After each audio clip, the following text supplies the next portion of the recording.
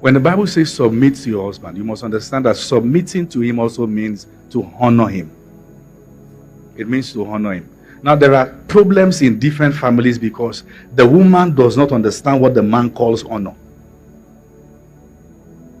What honor is to you is not what honor is to him. You must understand what honor is to him.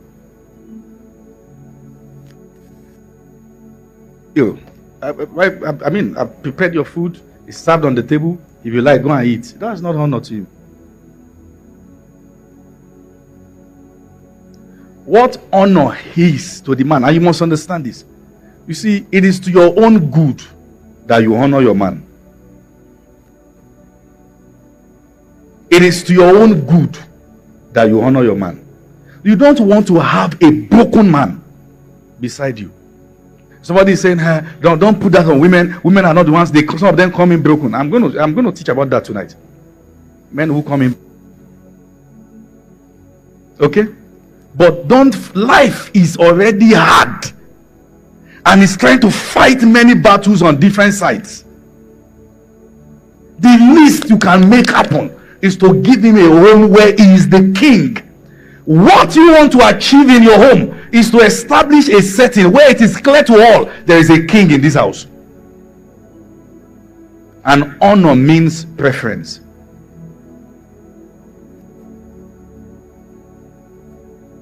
Honor is that he is preferred.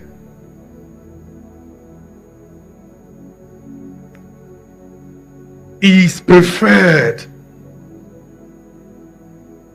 Honor is preference. That's the idea of honor. You crown your own king.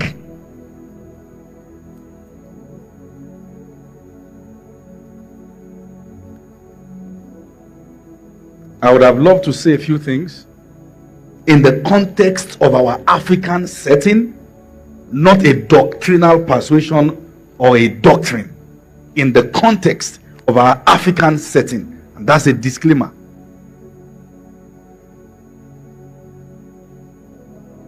How is he served when it's time to eat? Do you serve him based on your mood?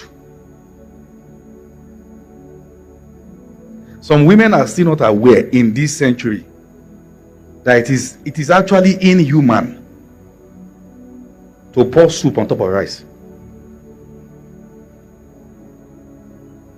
One wants it. Wow.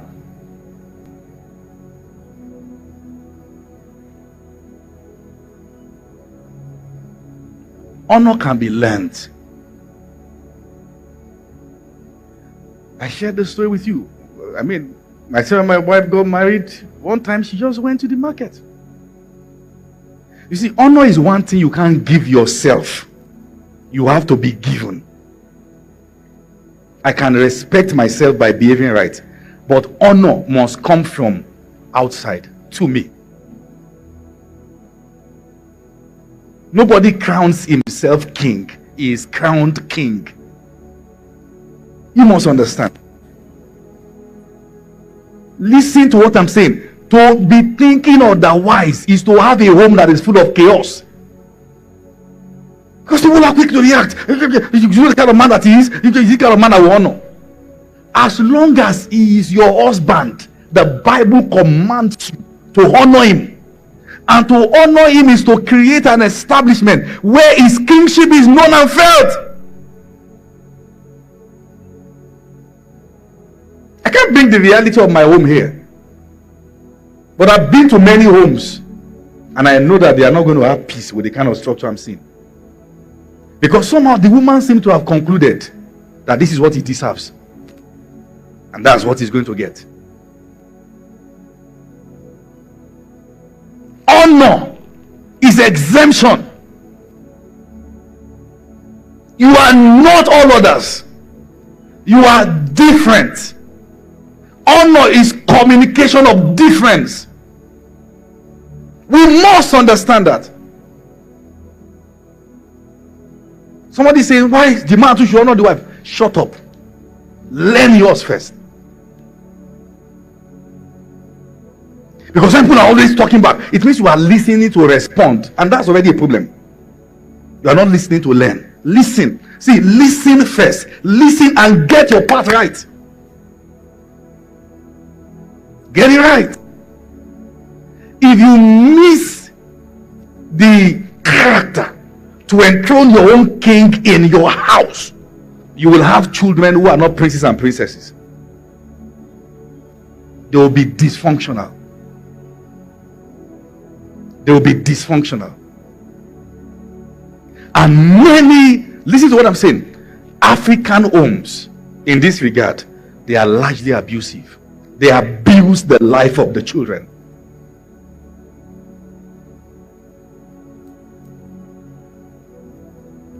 The way a man understands honor is that he is crowned different.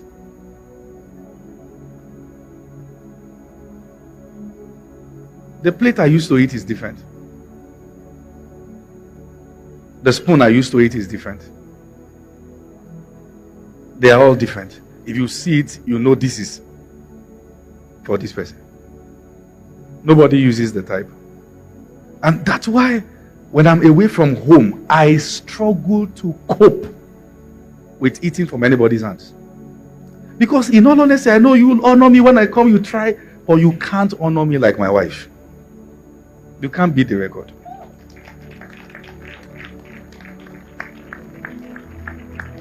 You can't beat the record. And each time she does it, I vow to defend her with my life. The king in me is stirred. How do you have a better plate for visitors that you're not using for your king? Something is wrong with you. Your best plate, your best cutleries, your best spoon, they are for special guests. This guy is not special. That's your king. Crown him. It's your duty to crown him. Because when you keep washing him down, you will have a man who is broken by you. He will not perform at his peak. He is defeated in his mind. He sees the way you treat him. He can't go out there and conquer. You will be broke.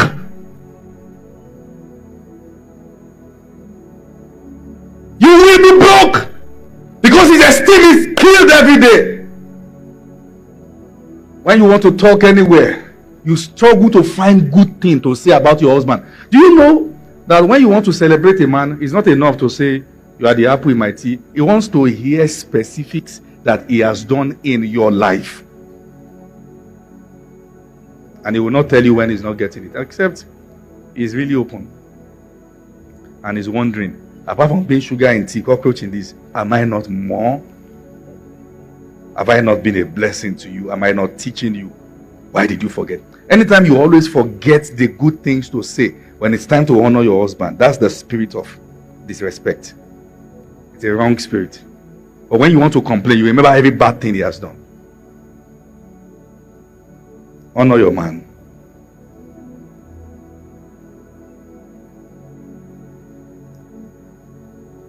I doubt the possibility, and I'm honest to you. Everywhere I go to minister, I struggle with the setting. In fact, recently we had to decide, if I have to minister for anybody, don't book hotel for me, don't cook for me. I will book my hotel and I will take care of myself. I will bless you and get out. Because there is a standard already achieved in my house.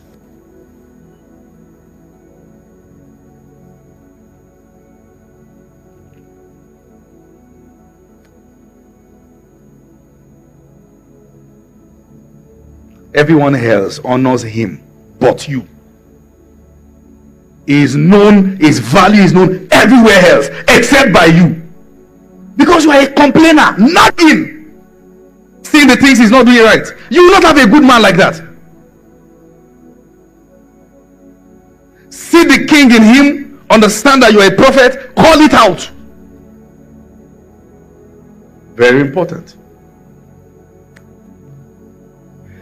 That's the way a man understands honor. That's the way he sees it. That is preferred, that is different.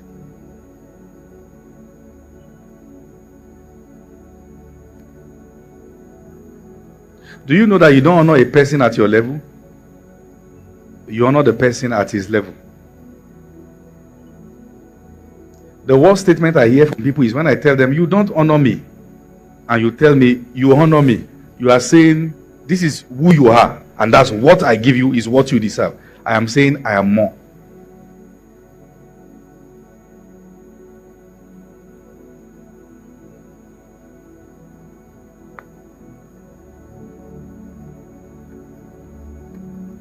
When you want to honor a person, you need a revelation of them before you can do it well. If not, you can't do it well. If you are not prepared to honor a person, don't marry the person. Raise the bar of honor to such a level that nobody else can meet up, including his mother.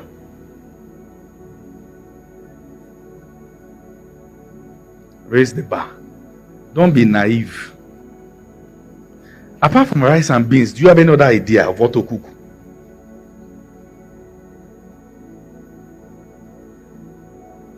If it's not a bar, it's amala.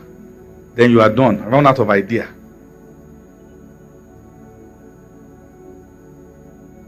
You treat him anyhow. You drop his food with an attitude. You don't even tell him. You expect him to know your food is there. Do you know your food can be sweet and yet he can't eat it? Because the character stinks. And that's not a yardstick to reject your wife's food. Because a real man does not function by just mere emotions. You see beyond all that. Why do you want to go to bed with hunger?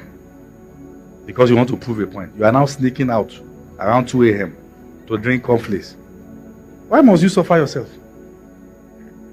Just swallow the pride and eat. You don't force things on kings. You know the reason why many women don't know how to honor their husbands? They didn't see their moms doing the same. Let me share a story with you. Hold on a minute. I'm sorry. This is where it gets very serious, okay? Is that okay? Because I'm going to how children perceive love. Then I'm going to touch parenting. This is where we are going to have issues.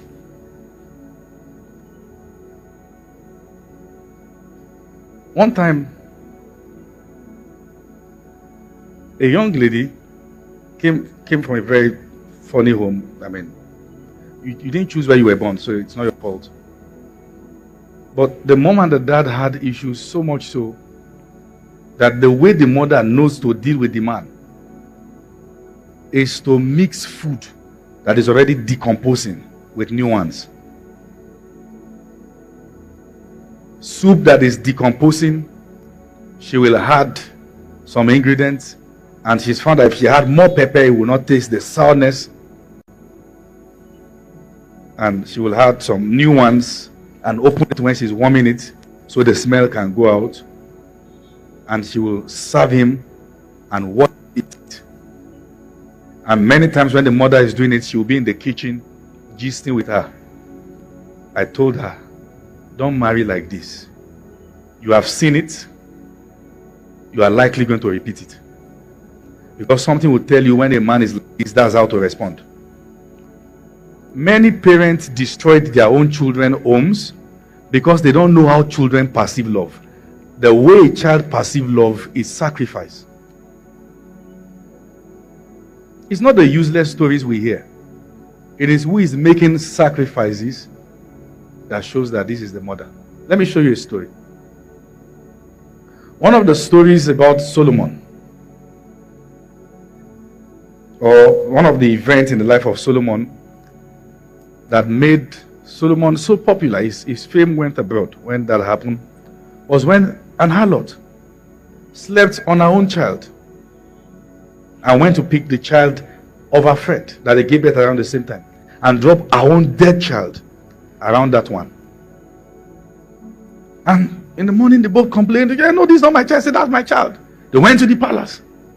The king commanded one of his swordsmen, take your sword and divide the child into two. It was the mother of the child who was willing to sacrifice ownership for survival. Listen to this. As you begin to grow older, you must learn that you have more than just your husband or your wife to love. Now you have children to love. And what will communicate love to them is that in your decisions, they can see sacrifices, things that are legitimate that you had to forego so they can have a good life.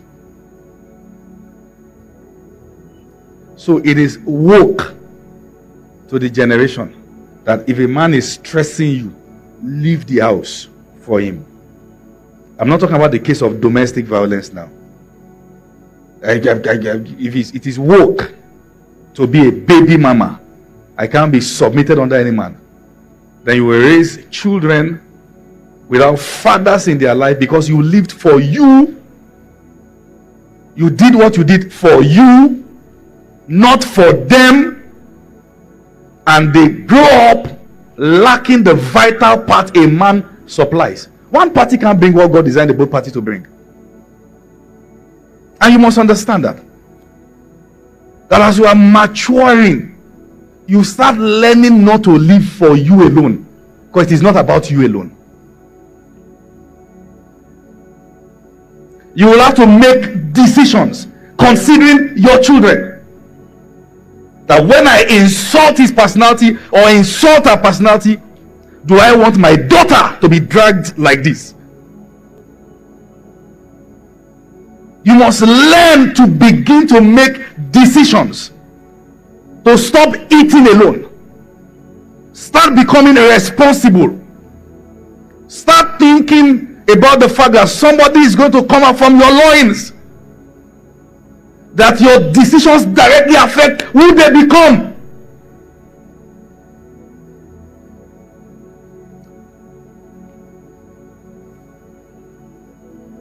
Some mothers and fathers have children who are into Yahoo, or what we call internet fraud.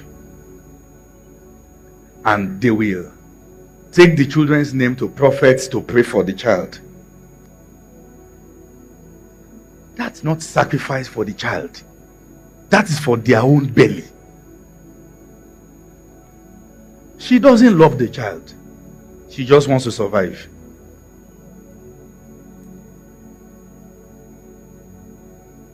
Because many people have not learned to understand what love is. When a woman has a child, and she would rather take the child out in the sun at Oshodi, begging with the children, using them to draw compassion, when she could have learned tailoring or learned something, give them a better life. That is not mother's love. That is wickedness. And where I'm going is, many things about the setting of the African home is bad. It is abusive, it is dysfunctional, and it has raised dysfunctional men and women. It has raised dysfunctional men and women. You don't complain in this house because you heard it from a dysfunctional father. Children don't dare to question things because you were from a place that is broken. You are not raising zombies. And in failure to communicate, many girls have been raped under the noses of their parents. They can't talk because in African homes we raise zombies who can't talk. And you have learned the same thing. The way you know how to communicate leadership is that you shut people up and they can't speak their minds. And these things follows us as pastors. Many pastors are abusive because they are from abusive backgrounds. And when I mean abusive, I mean they will abuse your essence. It is not just fathers who don't know how to hug and say I love you. I know what it took for me to learn it as a pastor. I had to go on a personal decision, a personal journey to learn to be soft. That I can hug any of my pastors.